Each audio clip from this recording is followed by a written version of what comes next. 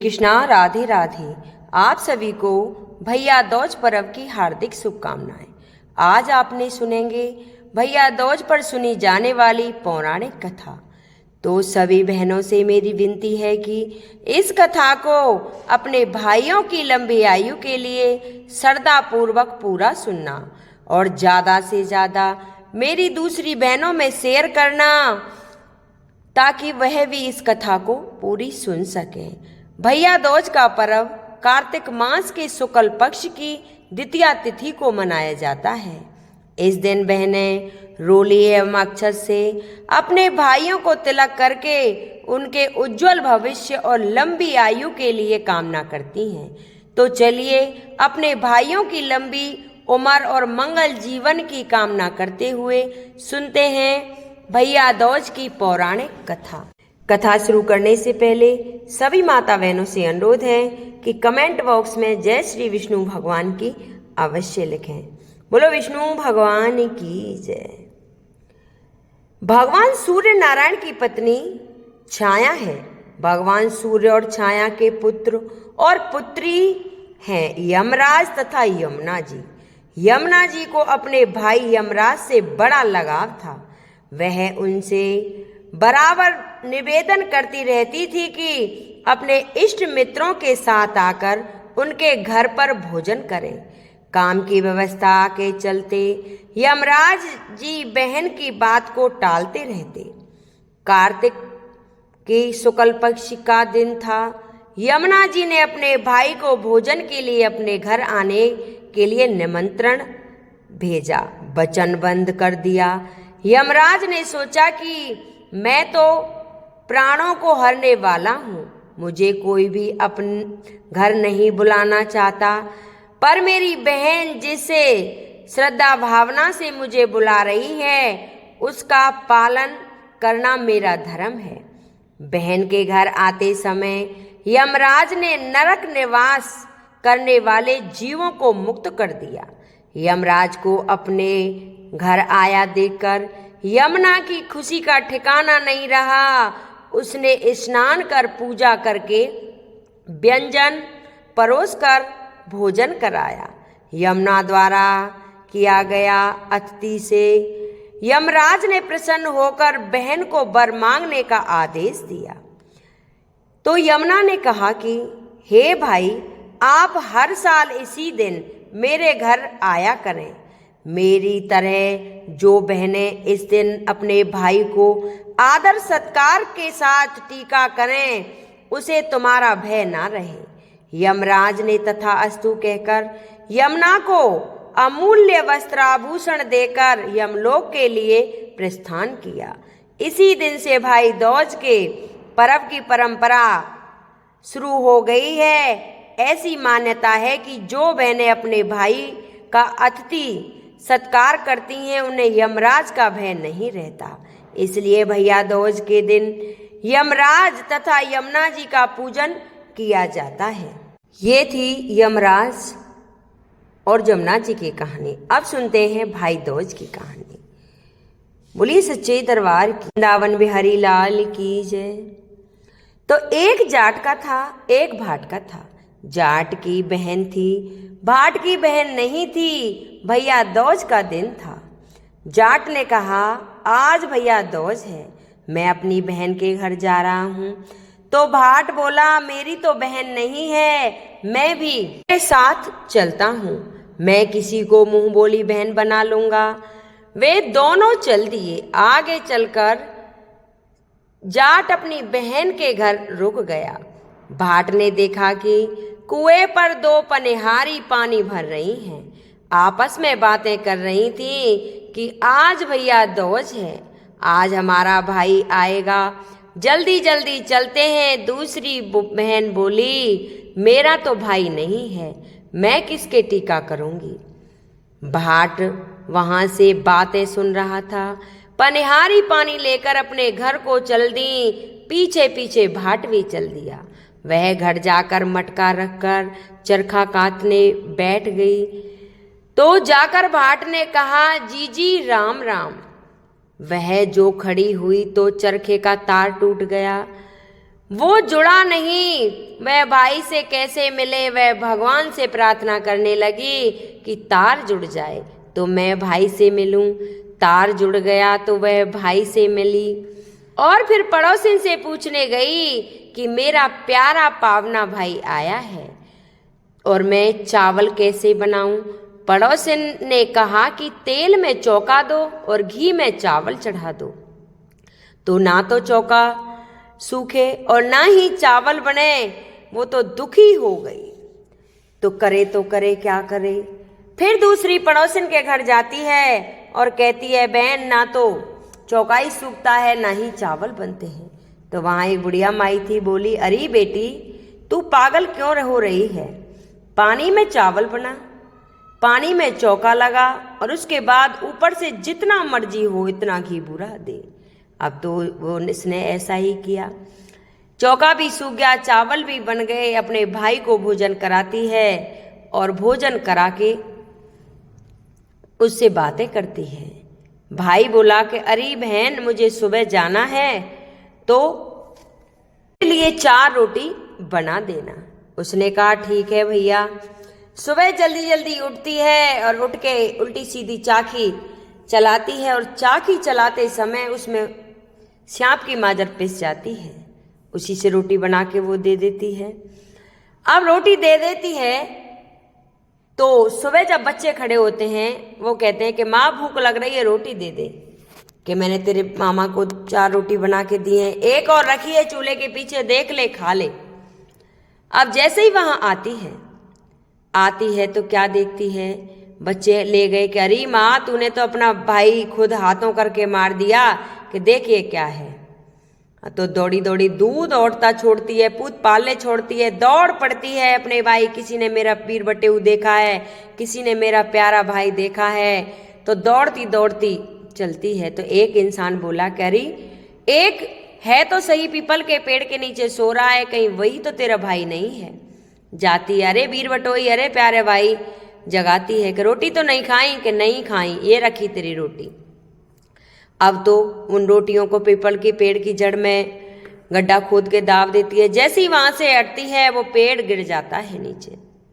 आगे चलते हैं, नाहर मिलता है, उसको शिकार काट के दे देती है। फिर उसका भाई कहता है कि अरे बहन तू अपने घर जा, वो बियाबान जंगल है, तू कहाँ चलेगी। ना भाई मैं तो तेरे साथ ही जाऊंगी। नहीं मानती और साथ में चल देती है। चलते चलते जंगल पड़ा, नदी आई, नदी को लहंगा फरिया दे दिए। फिर आगे चली, सांप मिला, उसको दूध रख दिया। अपने भाई की रक्षा करती हुई आगे चलती है। तो जैसे ही बियाबान जंगल में पहुंचती है अपने भाई से कहती है, अरे भाई मुझे तो प्यास लग रही है, कि प्यास लग रही है, मैंने तेरे को कहा था कि मत चल, मत मानी नहीं, अब पानी कहाँ से है। थोड़ी देर पेड़ के नीचे बैठे तो उसने देखा कि चीलें उड़ रही हैं। चीलें उड़ती देखी तो वो बोला कि जा वहां पानी पिया, शायद वहीं पानी है। अब तो वहां पानी पीने के लिए चलती है। वहां कुछ लोग और सिलाएं खोट रहे थे, बना रहे थे। उनसे जाकर पूछती, अरे भाई ये क्या कर रहे हो।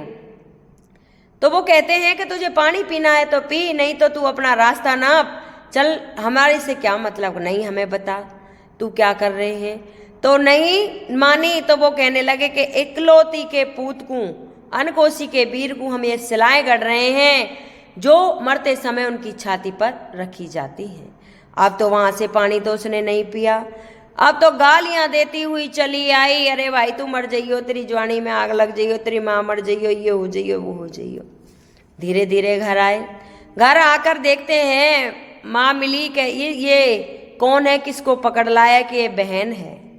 तू इसको पकड़ लाया क्यों, ये तो पागल है। कि ये पागल नहीं थी, जब से यहाँ आई है तब से ही पागल हो गई है, पता नहीं इसने क्या देख लिया है। माँ से मिलते ही बोली, अरे तू मर जाइयो, तेरे बेटा भी मर जाइयो, फलान डैक कहने लग गई। तो वो क्या करती थी कि सुबह सुबह उठती और धोबी के गधे की लीदों को साफ करके आ जाती। जैसे ही भावड़ी आई, उसके भाई की सगाई आ गई। सगाई आ गई तो वो बोले कि अरे भावड़ी तो बड़ी खुश किस्मत है जो आई है, इसके भाई की सगाई आ गई। अब तो हंसी खुशी डोले, चारों तरफ भगी भगी डोले, ये हुआ वो हुआ, मेरे भाई का ब्याह है। ब्याह की तैयारी होने लगी, बारात में जाने की तैयारी होने लगी। बोली कि अरे मैं अपने भाई के साथ बारात में जाऊंगी। वो कहने लगा बारात में आदमी औरत छोड़ना जाती है, तू क्या कर रही है, ऐसे काम नहीं चलता। कि नहीं मैं तो जाऊंगी। नहीं मानी, चली जाती है।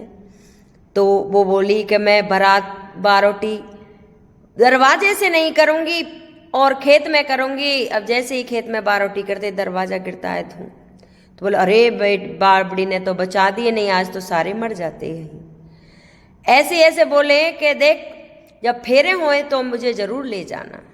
उसने गांव वाले बोल कहने लगे कि अब तो ये बावड़ी सो गई है, फेरों की तैयारी हो गई। अब सब किसी को पता नहीं था कि फेरों पे जाना है, या बावड़ी आई है, तो अब हम चुपचाप चलते हैं, फेरे डलवा देते हैं।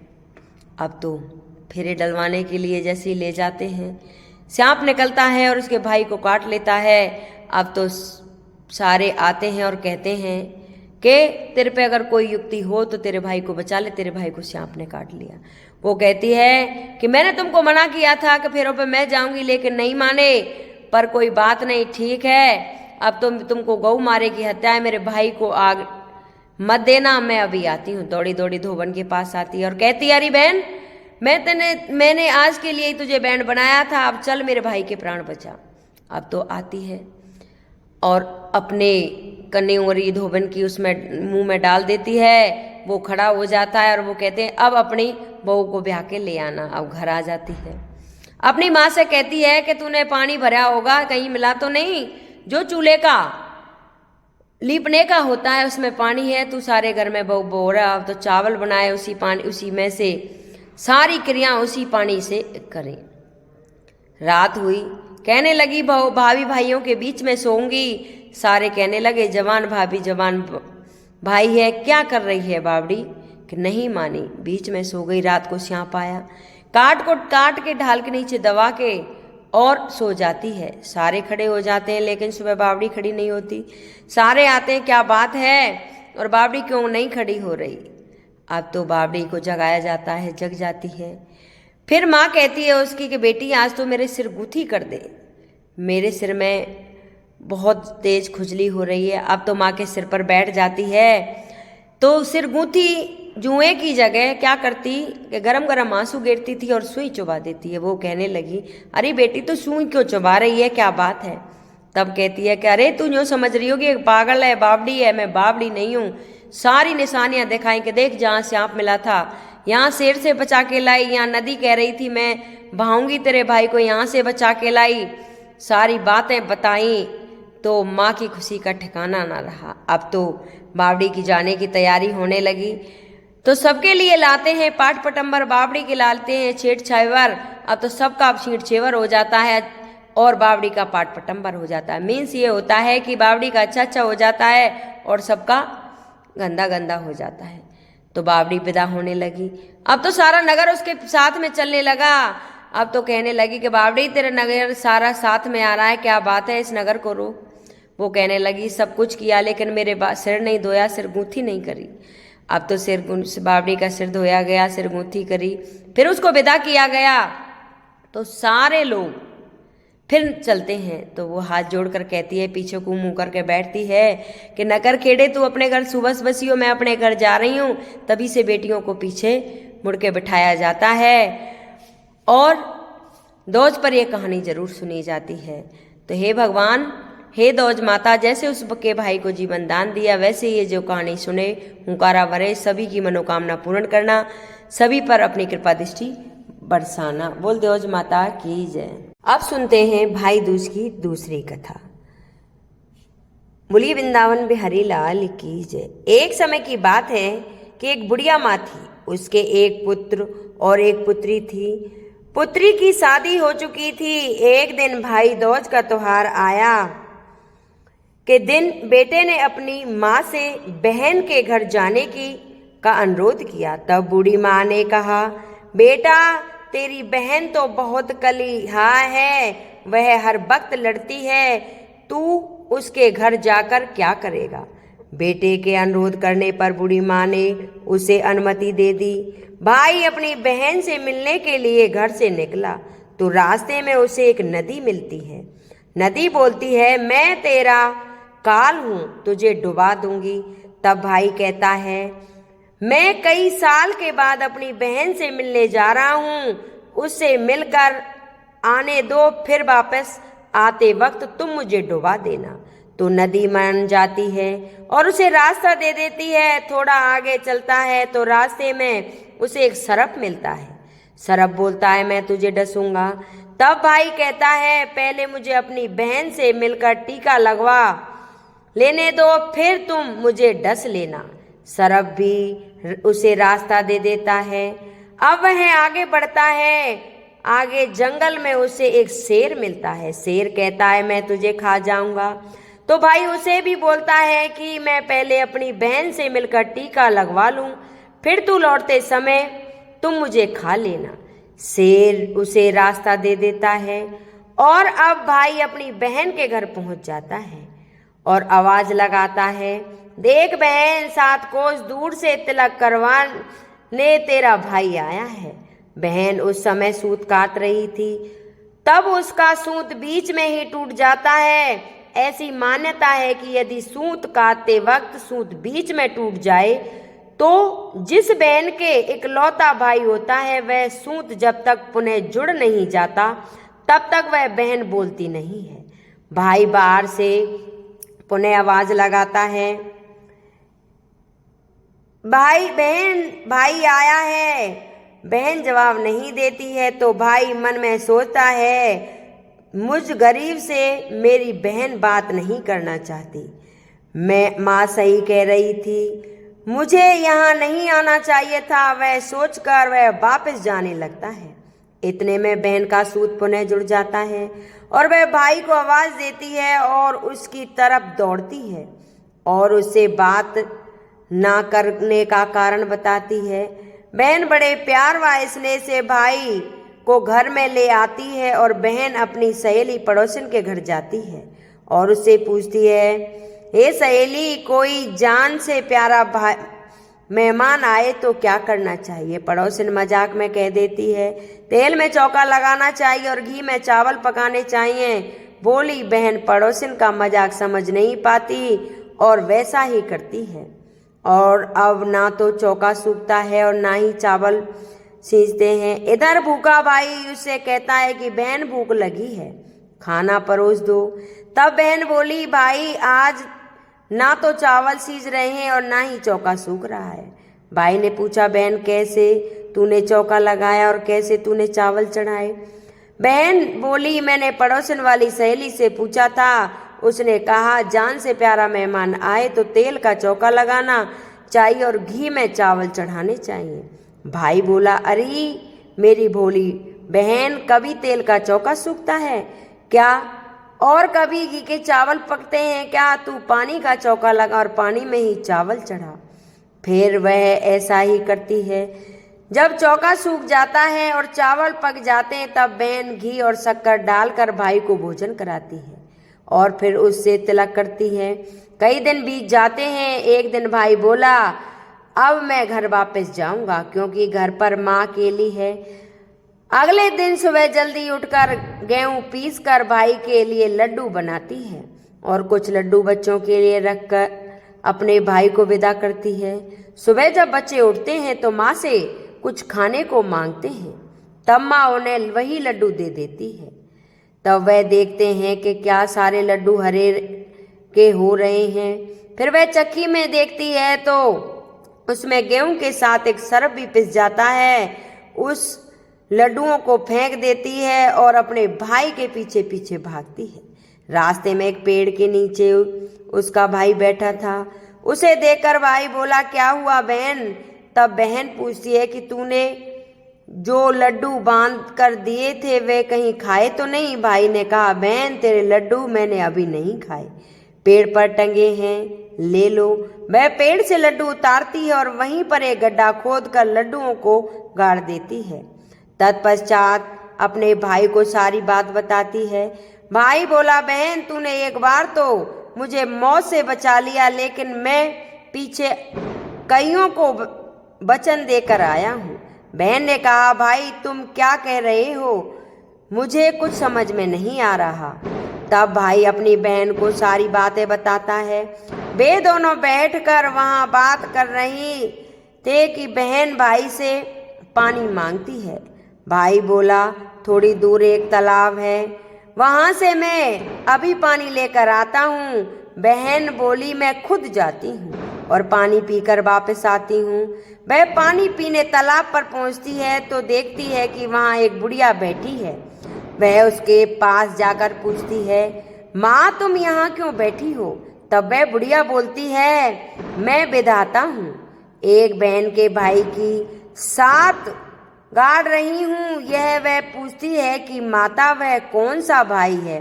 तब विधाता बोलती है, एक भाई जिसके प्यारा में उसकी बहन ने सर्प की हत्या कर दी।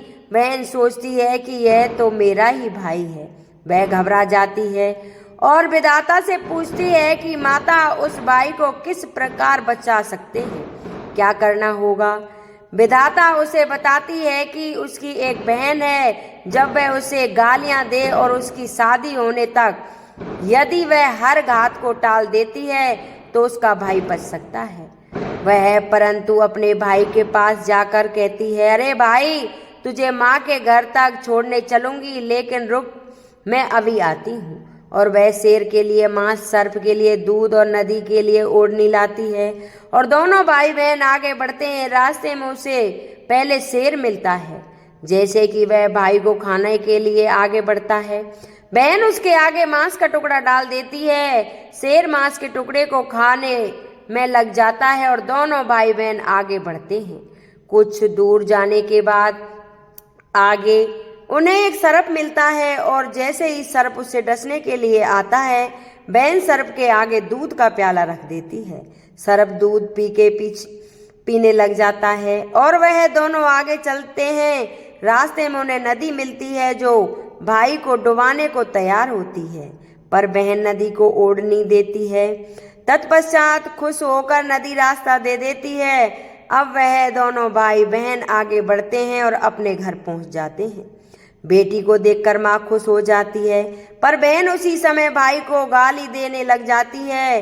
तब माँ बेटी से कहती है, इस झगड़ालू बहन को क्यों लाया? तब भाई बोलता है, माँ बहन तो बहुत अच्छी थी, पर पता नहीं इसे आते ही क्या हो गया। थोड़े दिनों में भाई का रिश्ता आ जाता है। तब सब कहते हैं कि बहन पागल तो है पर भाग्यवान है। वह जब ससुराल वाले सगाई के लिए मिठाई लाते हैं तो बहन कहती है, इसकी मिठाई क्यों बांटती हो, पहले मेरी मिठाई बांटो। कई बड़े बुजुर्ग बोले, इसे भी भाई के साथ बैठा दो। सगाई शुरू होती है, वहां पर आग लग जाती है। बहन को तो पता ही था कि उसके भाई का घात है, उसने तुरंत ही वह आग बुझा दी। अब कुछ दिनों बाद शादी के कार्यक्रम शुरू होते हैं, परंतु बहन हर समय भाई के साथ रहती थी। जब भाई की निकासी होने लगी तब बहन बोली, अरे इसकी निकासी क्यों करते हो, पहले मेरी निकासी करो और इसे पीछे के दरवाजे से लेकर आओ। बहन के इतना बोलते ही आगे का दरवाजा टूटकर गिर जाता है। सब कहते हैं, भले ही बहन झगड़ती है पर वह बार बार भाई की जान बचा रही है। जब भाई फेरों पर बैठता है तो फिर बहन कहती है, इसकी जगह फेरों पे मैं बैठूंगी। शादी के जब दूल्हा दुल्हन की रात जागती है तो बहन कहती है, इसकी नहीं, पहले मेरी रात जागेगी। कई लोग बोले, बीच में पर्दा लगाकर इसे भी साथ में सुला दो। रात में जब भाई और भाभी सो जाते हैं तब वहां एक सर्प आता है। बहन तो तैयार थी, बैठी थी, वह उसे पकड़कर टोकरी में रखकर सो जाती है। आज कई दिनों में निश्चित होकर आराम से सोती है।